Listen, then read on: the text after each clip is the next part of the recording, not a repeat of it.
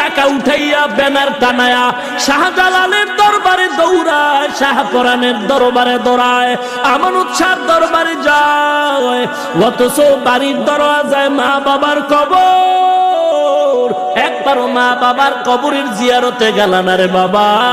শাহজালালের দরবারে গেলা, কি করলা? বন্ধু বান্ধব নিয়া 5 দিন আড্ডা দিলা, নাচ গান দেখলা, 5 ওয়াক্ত নামাজ বা জামাতেও পড়লা না। কি হলো 5 দিন গিয়া? ওরে শাহজালালের ভক্ত তো হতে পারলি না। কে সে শাহজালাল? আল্লাহর মহব্বতে জীবনে বিবাহ করে নাই, অথচ তুমি ম্যাডামের তালে পড়ে রসুলের সুন্নতের জবাই দিলা। শাহজালালের জীবনে পাগড়ি খুলে নাই, মাথায় পাগড়ি, হাতে লাঠি আর তসবিহ। ও শাহজালাল রহমাতুল্লাহ আলাইহির ভক্ত, বলো তোমার মাথায় টুপি কই, দাড়ি কই, পাগড়ি কই? আসলে তুমি শাহজালালের ভক্ত না। শাহজালালের ভক্ত যদি দাবি করে, আমরা দাড়িওয়ালা টুপিওয়ালারাই করতে পারি। তুমি টাকা উঠাইয়া ওখানে যাও, মা বাবার কবর জিয়ারত করলে যে তোমার গুনাহ মাফ হবে, রসুলের হাদিস ভালো লাগে না? তুমি সেখানে যাও।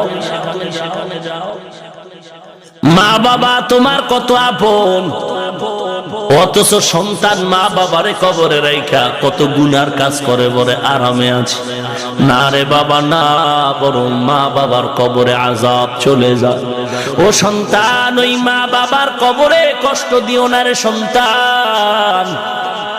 অনুরোধ করে বলছে, ওই মা বাবার থেকে দোয়া নাও। মা বাবার দোয়া বড় কঠিন। মা বাবার কবরের কিনারায় গিয়া দোয়া নাও। ওই দোয়াটা তোমারও নিজের জীবনের জন্য ফসল বয়া দিবে রে বাবা। দুনিয়া চিরদিন থাকার জায়গা না রে ভাই। অনুরোধ করে বলছি, যুবক, এ দুনিয়া কিছুই না, আজ আছে কাল নাই। এ জীবনে কত যুবকের জানাজা পড়াইলাম, কত যুবকের লাশ কবরের ভিতরে রাখলাম। ও নবীর উম্মতের দল, রসুলের সাহাবী আলকামা রাদিয়াল্লাহু তাআলা আনহু ইন্তেকালের সময় সাহাবায়ে কেরাম কালেমা পড়াচ্ছে, কিন্তু আলকামা নবীর সাহাবী, জিহ্বায় কালেমা আসে না। নবীজির কাছে খবর দেওয়ার পরে বলে, তার মা আছে কিনা? বলে আছে। বলে তার মাকে ডেকে দাঁড় করায়, বলো আলকামারে ক্ষমা কর।